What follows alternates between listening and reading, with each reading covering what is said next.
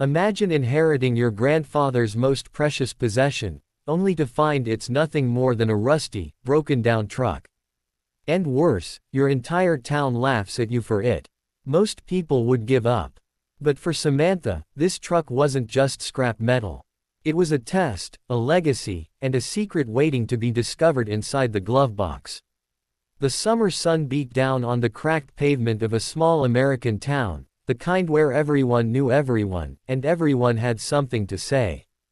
At the far end of Main Street, parked outside a weathered auto shop with a hand-painted sign that read, "Sam's Garage," stood a truck that looked like it had survived 3 lifetimes.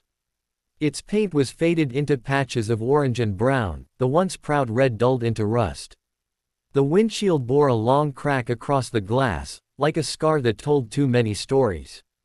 Beside it stood Samantha Miller, her coveralls already smudged with grease though the day had barely begun. She wasn't the type to shy away from hard work, in fact, she thrived on it. But as she stared at the pickup, her inheritance from her late grandfather, something heavy settled in her chest. This truck wasn't just old. It was broken, inside and out. Across the street, a group of men leaned against the diner's porch railing, coffee cups in hand. One of them smirked and raised his voice loud enough for her to hear. "Guess old Joe didn't leave her much, huh? Just that pile of junk." Another chuckled, "Hope she knows how to turn rust into gold." Their laughter carried across the street like a cruel echo. Sam tightened her jaw, pretending to ignore them. She had been mocked before, for choosing a career most people thought was for men, for running her own garage, for daring to believe she could stand tall in a town that doubted her. But this was different. This was her grandfather's truck, and now it had become the latest punchline. She ran her hand across the dented hood, feeling the rough texture beneath her fingertips. Memories flickered, rides to the county fair, late-night trips for ice cream, her grandfather's laugh rumbling louder than the engine. The truck wasn't just steel and bolts. It was a piece of him. And yet, under the weight of so many watching eyes, all she could feel in that moment was the sting of shame, and the question she didn't want to ask herself, was this really worth saving?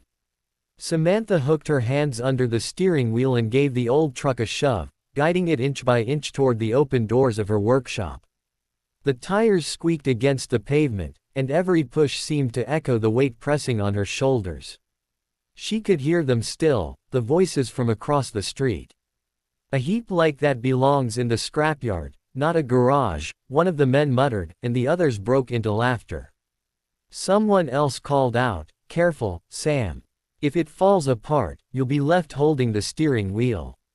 The words stung more than she cared to admit. She kept her eyes forward, refusing to give them the satisfaction of seeing her flinch. Still, their mockery worked its way into the cracks of her confidence like oil seeping into concrete. Inside the garage, the smell of motor oil and metal comforted her, like a shield against the outside world. But even here, doubt trailed behind her.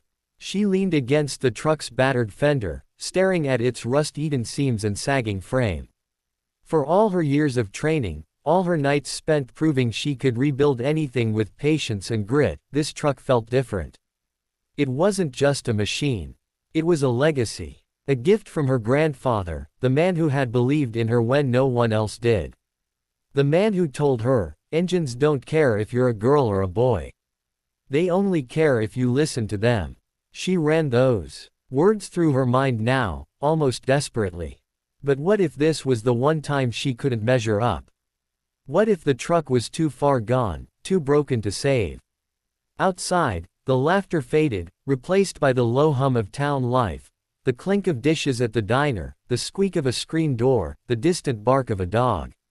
Ordinary sounds that somehow sharpened her loneliness. Sam closed her eyes, inhaled deeply, and laid a hand on the steering wheel. "We'll figure this out," she whispered, though her own voice trembled. Whether she believed it or not didn't matter. For now, it was the only truth she had to hold on to. The garage had fallen silent except for the occasional creak of metal as the old truck settled on its axles.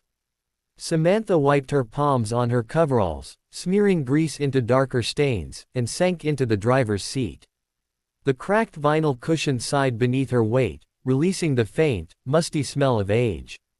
She gripped the steering wheel and tried to imagine what her grandfather had seen in this machine, why he had chosen to leave it to her above all else.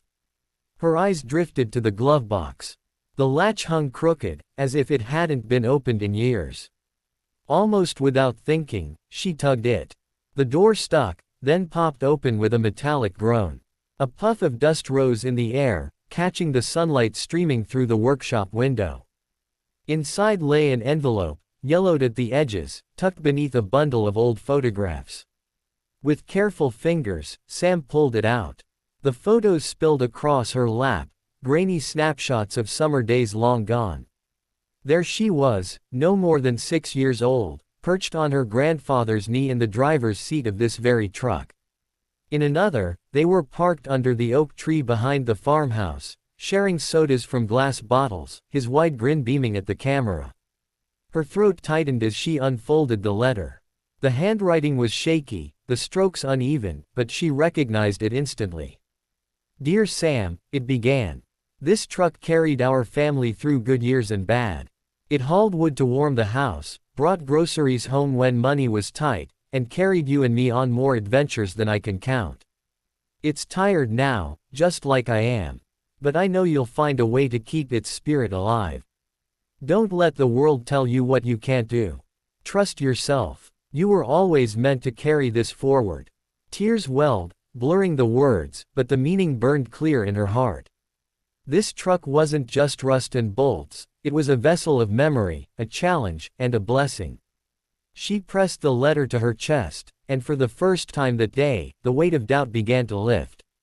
Samantha folded the letter carefully and tucked it back into the glove box, her hands trembling, not with fear now, but with something deeper.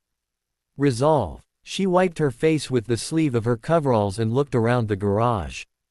Tools lined the walls, some passed down from her grandfather, others she had bought with the little money she had scraped together. Suddenly, they didn't feel like ordinary wrenches and sockets. They felt like allies, waiting for her to put them to work.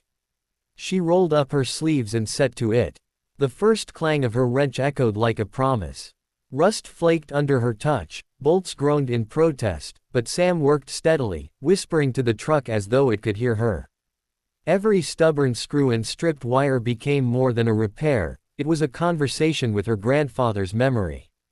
Day bled into night. She kept the shop lights burning long after the town had gone quiet, music humming low on the radio.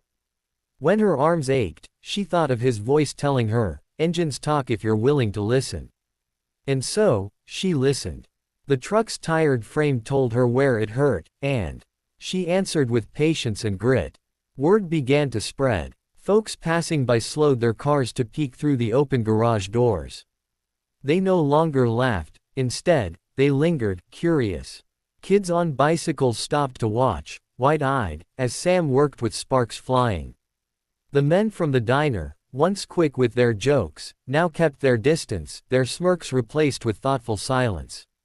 Still, there were nights when the doubts returned, when a seized engine part made her slam her fist against the workbench, when exhaustion whispered that maybe everyone else was right. But then she'd glance at the letter folded neatly by the glove box, and the doubt would dissolve into determination. Each repair became an act of love, each replaced part a piece of her grandfather's legacy stitched back together. She wasn't just fixing a truck. She was rebuilding a story, proving, to herself most of all, that nothing loved is ever truly lost. The day of reckoning arrived quietly, like any other morning in the small town. The sun rose golden over the rooftops, and Main Street buzzed with its usual rhythm, shop doors opening, the diner's bell jingling, neighbors exchanging greetings. But in Sam's garage, something extraordinary was about to happen. She stood back, wiping the grease from her hands with a rag that was already stained beyond saving. Before her, the truck gleamed in a way no one had imagined possible. The rusted panels now shone with fresh paint, deep red like it had been decades ago. The chrome caught the light, polished until it sparkled. But the real miracle waited beneath the hood. Sam slid into the driver's seat, her heart hammering. She took a deep breath, turned the key, and for a moment there was silence, then a deep, steady rumble filled the garage.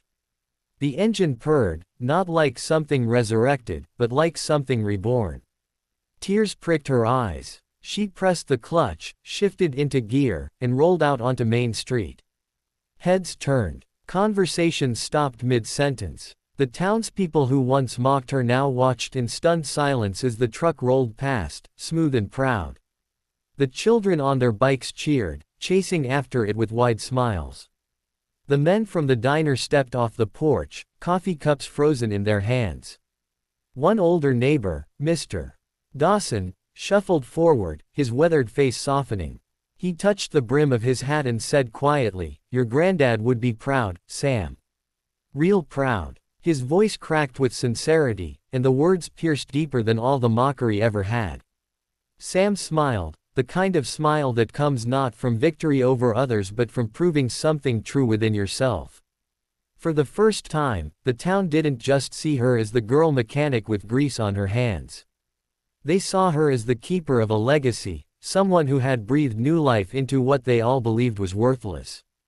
The truck's engine roared down the street, but louder still was the silence of respect that followed in its wake.